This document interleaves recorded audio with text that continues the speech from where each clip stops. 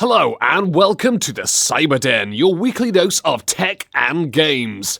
I, Jake, will be chatting with professional actor Joe Kucan, better known as Kane, the leader of the Brotherhood of Nod from the Command and Conquer series.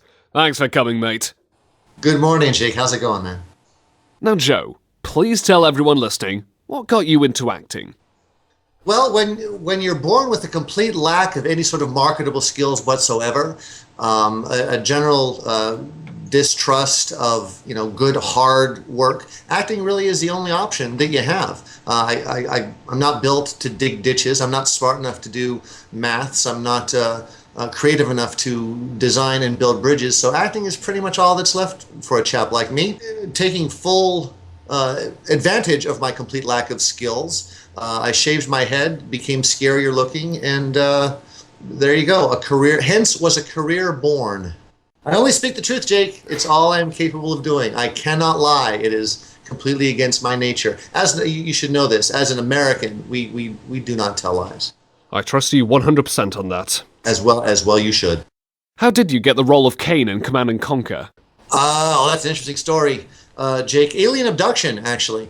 No, it's true. I've never told this story before. I've never told the truth about how it happened, but I was out walking in the fields of Las Vegas. A lot of people don't know, a lot of green meadows out here in Vegas. And one evening I was just out strolling about and I saw a bright light in the sky, zipping along, making strange, drastic cuts back and forth across the night sky, and it zipped over, and suddenly hovering above my head was a giant space saucer, just like you would see in the movies, and a bright blue light came down and drew me up into the ship, and they said, "You, Joe Kucan, have been selected to play the role of Kane." And that very moment, they shaved my head, slapped a goatee on my otherwise bare face, and threw me down into the studios at Westwood.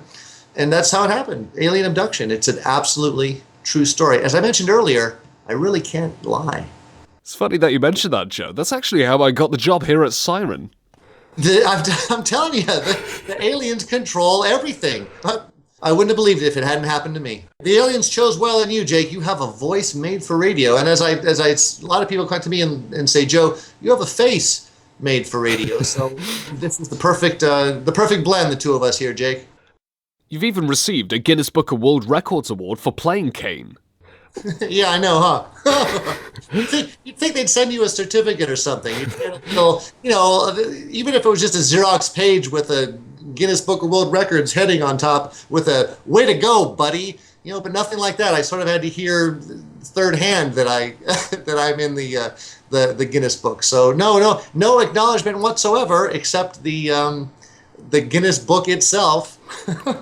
It's kind of an odd honor to be in the Guinness book simply for hanging around long enough. I think that's pretty much what the record is for. Longest portrayal of a video game character, to me, translates to just hung around so long we had to give him something. What is it that you enjoy about playing Kane? It's just fun acting. I'll tell you the truth. It is an opportunity. And actors love to really emote and chew the scenery and be big and broad. And there is nothing more fun than a classic, science fiction bad guy. It really allows you to take sometimes obtuse, strange, sci-fi babble language and chew on it and really make it your own and interesting, and in some cases menacing and fun. It's just fun acting.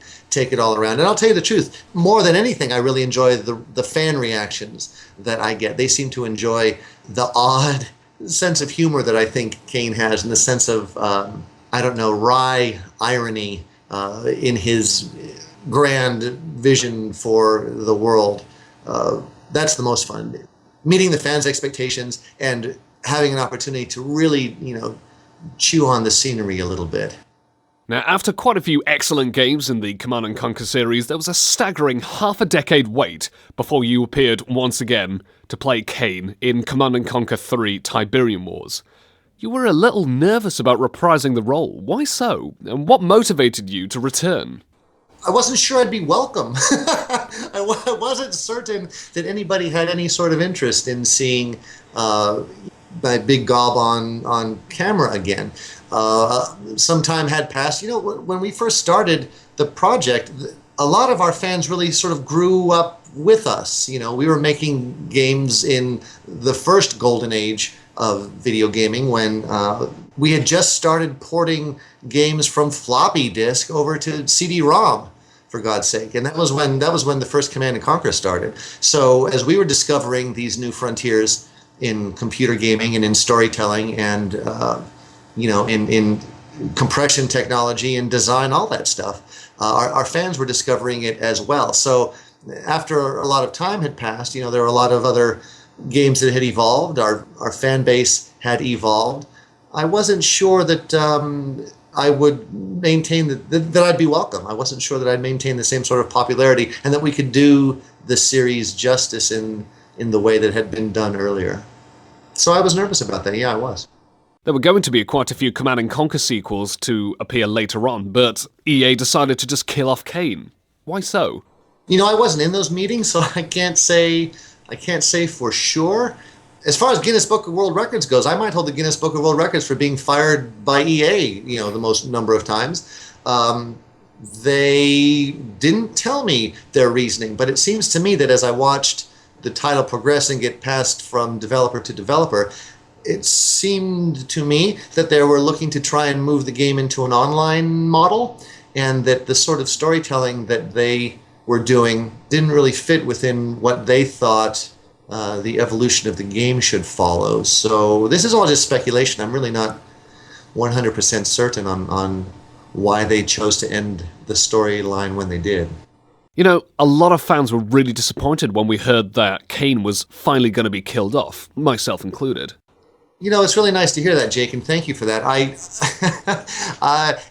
have to say it was a surprise to me, and quite frankly, looking at the numbers, none of the Command & Conquer games ever lost money. In fact, they all made significant amounts of money. The franchise itself has, to this point, sold well over 35 million units worldwide.